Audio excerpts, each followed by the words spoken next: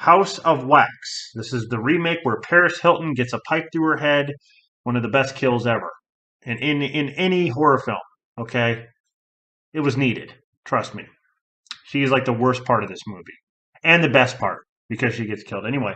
So, yeah.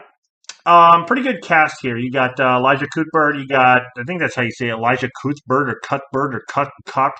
Chad Michael Murray, Brian Van Holt, Jared Padalecki, who was in the Friday the 13th remake. So, pretty good cast here.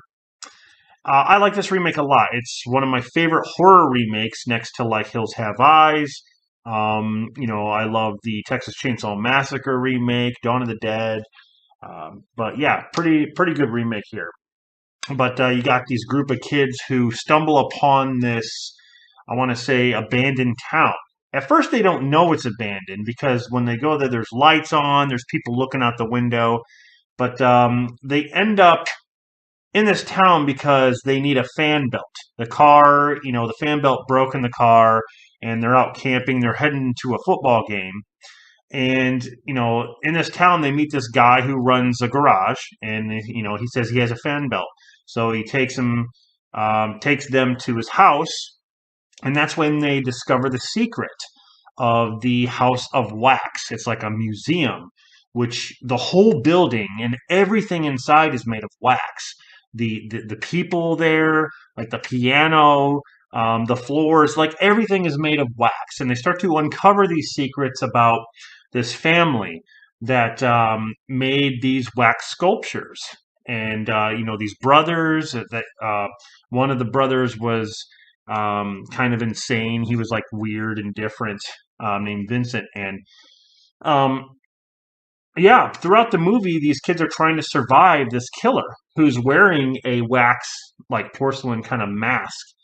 And he basically takes people down into his lair, like in the basement, and he makes wax sculptures out of them. These people are in a chair, and the wax covers them, and then it gets hard, and they're basically stuck in there. There's one part where, I think I don't know if it was the one of the guys or if it was the main girl. She like does this to, or maybe it was one of the main guys. He like does this to Jared Padalecki's cheek, and he's stuck in the wax, of course, and then it peels off his skin, and you can see the flesh underneath, and he's moving his eyes like he's alive. He's basically alive in the wax. So I thought that was really cool. This movie has a great story. It's got great characters. I like the history behind the wax museum.